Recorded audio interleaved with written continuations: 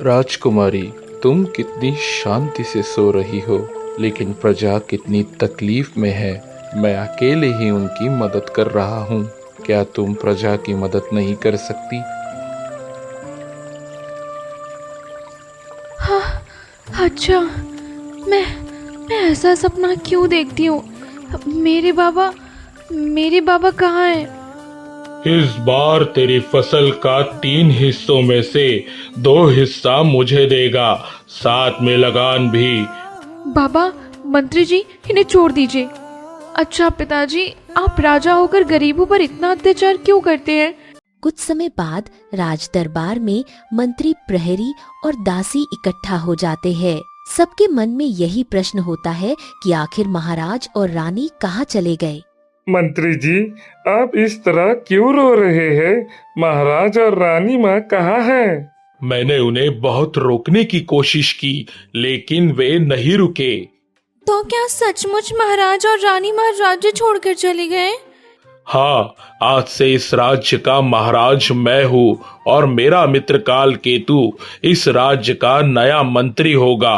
पूरे राज्य में इसकी घोषणा करवा दो। जैसी आज्ञा महाराज।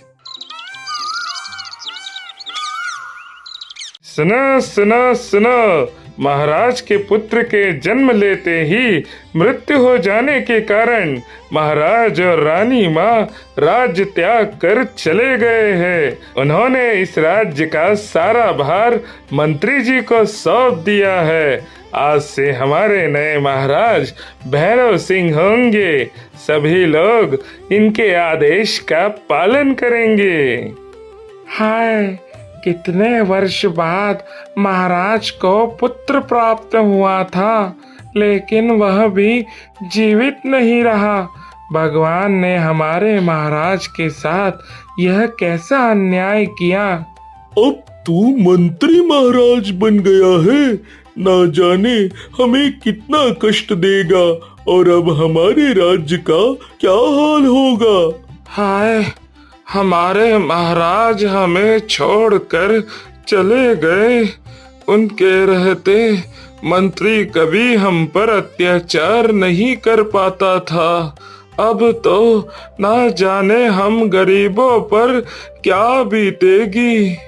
महाराज के राज्य छोड़ने की खबर सुनकर पूरे गांव की प्रजा दुखी हो जाती है। समय बीतता जाता है। भैरव सिंह राज्य का नया महाराज बन जाता है और उसका मित्र कालकेतु नया मंत्री बन जाता है। शुरुआत में दोनों प्रजा के साथ अच्छा व्यवहार करते हैं। कुछ समय बाद भैरव सिंह के घर एक कन्या का जन्म होता है।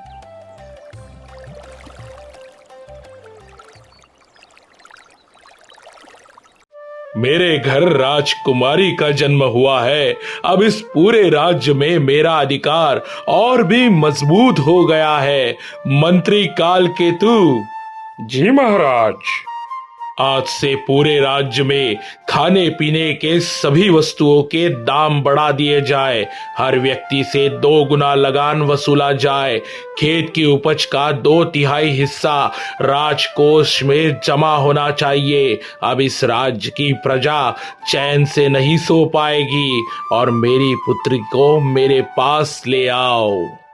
महाराज, मैं तो बहुत पहले से ही कहता था। आपने कहा था कि जैसे ही आपके घर संतान होगी, आप पूरे राज्य पर अपना कठोर शासन लागू करेंगे। आखिर वह दिन आ ही गया महाराज। आज हमारे लिए खुशी का दिन है, लेकिन प्रजा के लिए दुख का दिन होगा। प्रहरी, मंत्री के साथ जाओ। जैसी आज्ञा महाराज। हम अभी पूरे गांव में घोषणा कर देते हैं कि कल सभी लोगों को लगान देना होगा। जो भी इस आदेश का पालन नहीं करेगा, उसे कठोर दंड दिया जाएगा। ठीक है, जाओ। ध्यान रहे, राज्य का हर व्यक्ति इस आदेश के लिए तैयार रहे।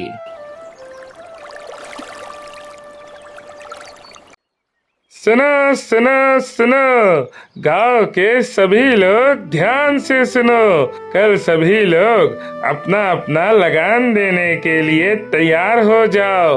आज से अनाज और खाने पीने की सभी वस्तुओं के दाम बढ़ा दिए गए हैं। खेत में जो भी फसल उगाई जाएगी उसके 3 भाग में से 2 भाग महाराज को देना होगा।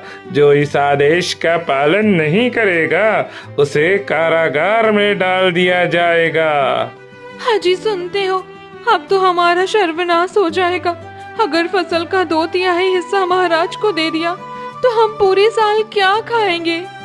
सिर्फ इतना ही नहीं, अब पहले से 2 गुना लगान भी देना पड़ेगा। अगर हर साल इतना लगान देना पड़ा तो कुछ ही दिनों में हम तो भूखे मर जाएंगे। अब हमें पहले से भी ज्यादा मेहनत करनी पड़ेगी। हमारे पास और कोई रास्ता ही नहीं है। लगता है अब हमारे दुख के दिन शुरू हो गए हैं।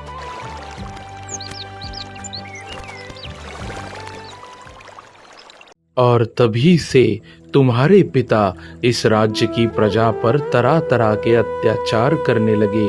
अब बताओ राजकुमारी, क्या तुम मुझे इस अभिशाप से मुक्त कर सकती हो? क्या तुम मेरे माता पिता को उस अंधेरे कारागार से आजाद कर सकती हो? हाँ राजकुमार, मैं आपको मुक्त अवश्य करूंगी। मैं चाहती हूँ कि आप मेरे पिता को उनके पापों की सजा मिले।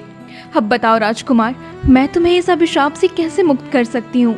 यदि तुम एक दिन के लिए मुझे नदी के जल में डुबो कर रखो और उस जल में 7 प्रकार के फूल से मुझे स्पर्श करा दो तो मैं अपने वास्तविक मानव रूप में लौट सकूंगा राजकुमारी। ठीक है, मैं अभी एक पात्र में नदी का जल लेकर आती हूँ और तुम्हें उसमें रख देती हूँ राजकुमार। अब उसकी आवश्यकता नहीं है बेटी। आज मैं राजकुमार को उसका वास्तविक मानव रूप वापस देता हूँ। साधु बाबा के आशीर्वाद से देखते ही देखते चंपा का फूल अपने वास्तविक रूप में बदलने लगता है। कुछ ही क्षणों में वह राजकुमार अपने इंसानी रूप में वापस आ जाता है। मैं फिर से मनुष्य बन गया।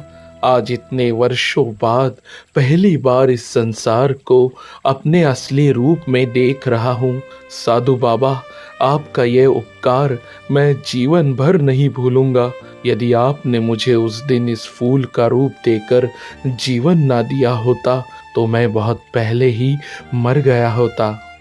राजकुमार आदित्य, यदि तुम उस दिन मर जाते तो इस राज्य का क्या होता? पूरे राज्य की प्रजा आज भी तुम्हारी प्रतीक्षा कर रही है। वह दुष्ट भैरव सिंह लगातार निर्दोष लोगों पर अत्याचार कर रहा है। अब समय आ गया है कि तुम अपने राज्य और अपनी प्रजा की रक्षा करो। राजकुमार, मैं भी आपके साथ हूँ। मैं अपने पिता के अन्याय का साथ कभी नहीं दूंगी। उन्हें उनके पापों की सजा उनको अवश्य मिलनी चाहिए। राजकुमार, ये लो, यह एक जादुई तलवार है।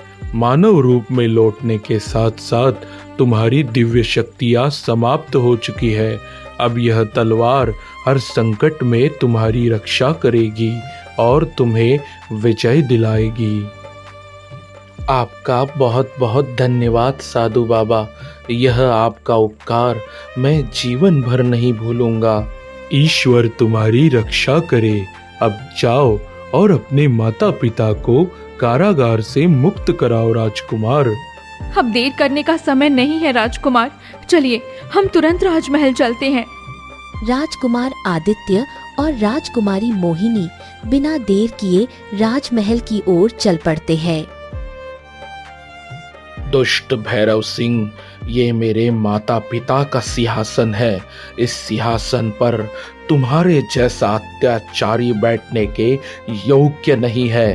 तुरंत इस सिंहासन से अभी के अभी नीचे उतर जाओ।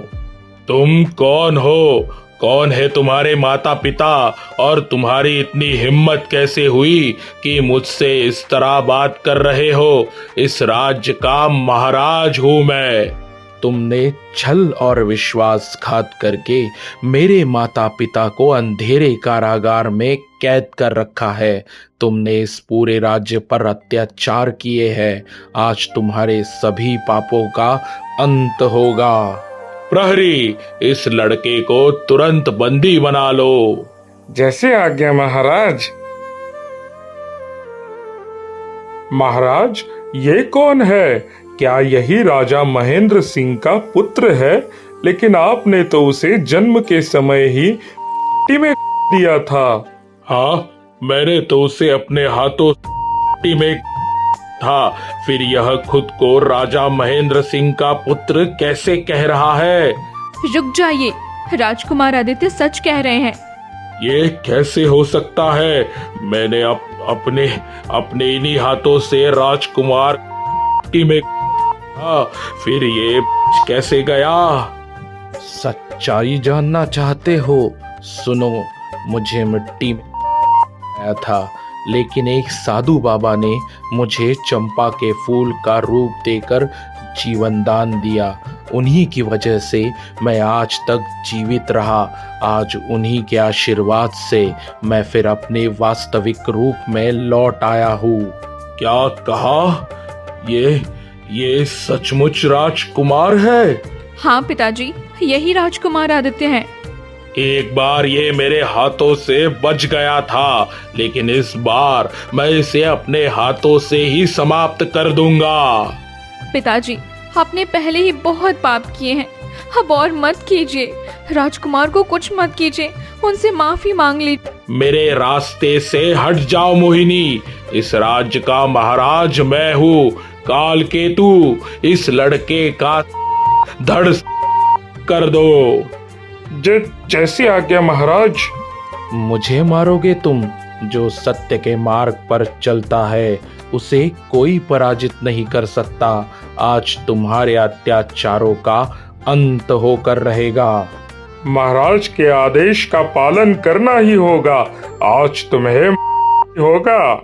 जैसे ही कालकेतु राजकुमार आदित्य पर हमला करने के लिए आगे बढ़ता है, राजकुमार अपनी जादुई तलवार निकालकर काला केतु को हरा देते हैं। दुष्ट, अब मैं स्वयं तेरा अंत करूंगा।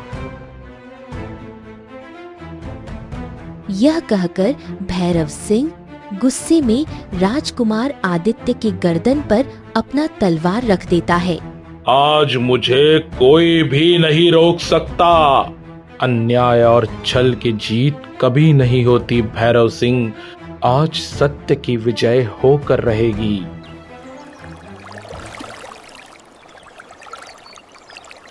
राजकुमार, मुझ पर दया करो, मुझे छोड़ दो। मुझे यह राज्य नहीं चाहिए। मैं बहुत दूर चला जाऊंगा। मुझे मत मारो।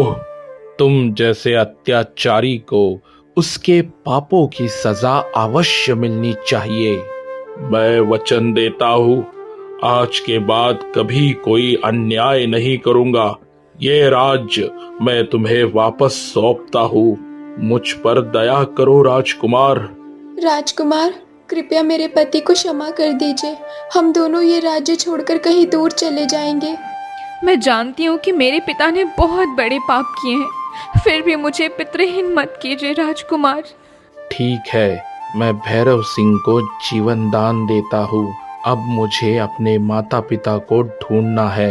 भैरव सिंह, मुझे उस स्थान पर ले चलो जहाँ उन्हें कैद करके रखा गया है। चलिए राजकुमार, मैं आपको अभी लेकर चलता हूँ। इतना कहकर भैरव सिंह राजकुमार आदित्य और अन्य लोगों के साथ वहां पहुंच जाता है। माँ, पिताजी। कौन हो तुम बेटा? हमें माता पिता कहकर क्यों बुला रहे हो? क्या तुम सचमुच हमें इस कारागार से मुक्त करोगे? पिताजी, मैं आपका पुत्र राजकुमार आदित्य हूँ। जिस दिन मेरा जन्म हुआ था उसी दिन भैरव सिंह ने मुझे जीवित ही मिट्टी में गाड़ दिया था, लेकिन साधु बाबा ने मुझे चंपा के फूल का रूप देकर जीवन दान दिया था। आज उन्हीं की कृपा से मैं फिर अपने इंसानी रूप में आपके सामने खड़ा हूँ और राजकुमारी मोहिनी ने हर कदम पर मेरी सहायता की है। मेरा बेटा, आओ मेरे लाल, मैं तुम्हें जी भर कर देख लूं। मेरा राजकुमार आदित्य, मेरा बेटा सचमुच जीवित है। आज मेरा सबसे बड़ा सपना पूरा हो गया। रानी, हमारा पुत्र जीवित है। लगता है भगवान ने हमारी प्रार्थना सुन ली। मंत्री, कारागार के द्वार तुरंत खोलो।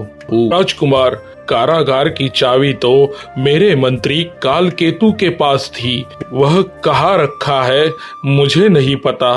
ये तुम क्या बोल रहे हो मंत्री? मुझे कहीं से भी चाबी ला कर दो।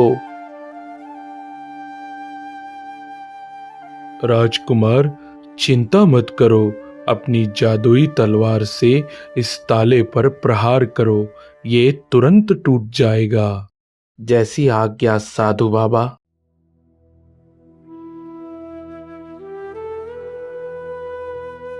साधु बाबा, आपका यह उपकार हम जीवन भर नहीं भूलेंगे।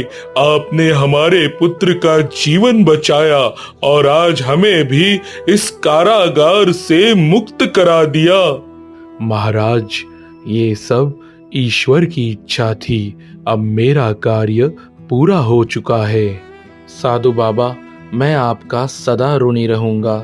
राजकुमार, अब हमें यहाँ से विदा लेनी चाहिए। बेटी मोहिनी, चलो। जी पिताजी, अब हमें चलना चाहिए। सूर्यास्त होने वाला है। राजकुमार, अब मैं चलती हूँ। नहीं, आप लोग ऐसे मत जाइए। कृपया कुछ देर और रुक जाइए। यदि भैरव सिंह सचमुच अपने किए पर पश्चाताप कर चुका है तो उसे ये राज्य छोड़कर जाने की आवश्यकता नहीं है। और यदि सबकी सहमति हो तो मैं चाहता हूँ कि उसकी पुत्री राजकुमारी मोहिनी और मेरे पुत्र राजकुमार आदित्य का विवाह हो जाए। दोनों एक दूसरे का साथ देकर इस राज्य को फिर से सुख और समृद्धि की ओर ले जाए। भैरव सिंह, यदि तुम्हारा पश्चाताप सच्चा है तो अतीत की बातें भूल जाओ। आज से तुम्हें अपनी प्रजा की सेवा करके अपने अपराधों का प्रायश्चित करना होगा। मैं भी आपको क्षमा करता हूँ मंत्री जी। मेरी इच्छा है कि अब इस राज्य में फिर कभी किसी निर्दोष पर अत्याचार ना हो। महाराज, आपने मुझे क्षमा करके मुझ पर बहुत बड़ा उपकार किया है। आज से मैं अपने जीवन की हर भूल सुधारने का प्रयास करूंगा। यदि आप अनुमति दें तो मैं पूरी निष्ठा से इस राज्य और इसकी प्रजा की सेवा करूंगा। पिताजी, आज मुझे बहुत खुशी है कि सब कुछ पहले जैसा हो गया। अब इस राज्य में फिर से सुख और शांति लौट आएगी। ईश्वर करे तुम सब सदा इसी प्रकार प्रेम और न्याय के मार्ग पर चलो। तो फिर यही निश्चय रहा। 2 दिन बाद पूरे राजकीय रीति रिवाजों के साथ राजकुमार आदित्य और राजकुमारी मोहिनी का विवाह संपन्न कराया जाएगा।